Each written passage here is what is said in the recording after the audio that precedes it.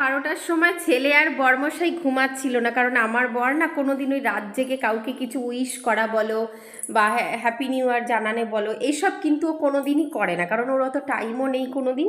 আর আমি এটা নিয়ে অত কিছু ভাবিও না, কারণ আমি জানি ও কেমন।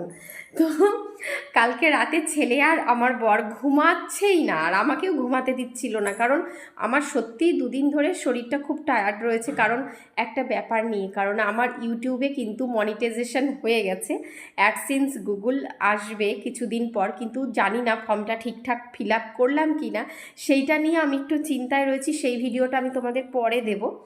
তো এটা একটা ভালো খবর, সেই নিয়ে দুদিন ধরে একটু টায়ার্ড ছিলাম, ফোন ঘাটাঘাটি বেশি হয়েছে। কালকে রাতে ঘুম এমন এসেছে যে আমি তাড়াতাড়ি, আমি সত্যি কিছু মুহূর্তের জন্য ভুলে গেছিলাম যে আমাকে তো কেউ উইশ করবে না, মনে হয় ধুর এখন তো বিয়ে টিয়ে হয়ে গেছে, অত কিছু ভাবার দরকার নেই।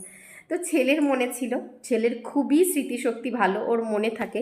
ও কিন্তু আমাকে সকালবেলা মানে ও যেদিনকে 17ই মার্চ, মানে আজকে আজকে 17ই মার্চ, তো কালকে থেকে শুরু করে দিয়েছে উইশ করা।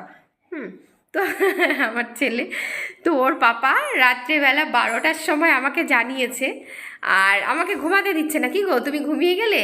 ঘুমিও না, দাঁড়াও, একটা কথা আছে। হাবি যাবা কথা যত দুনিয়ার, আমি তো বুঝতে পারছিলাম না যে হঠাৎ করে উনি এরকম করছে কেন। আমার সত্যি কালকে খুব ঘুম পাচ্ছিল। এমনি প্রতিদিনই 12টা বেজে যায় ঘুমাতে ঘুমাতে, কালকে একটু আগেই ঘুমিয়েছি কারণ ছেলেকে অতটা পড়াইনি, অল্প পড়িয়েছিলাম। তারপরে উইশটা তো করলো, উইশ করার পর তারপরে তো ভালোই লাগলো। দেখো, কেউ যদি নিজের কোনো প্রিয়জন যদি উইশ করে, সেটা সঠিক টাইমে ভালো তো লাগবেই, সেটা খুব ভালো লাগছে। তো হ্যাঁ, আমার আজকে বার্থডে, মানে 17ই মার্চ আমার বার্থডে। দেখতে দেখতে কত বয়স হয়ে গেল।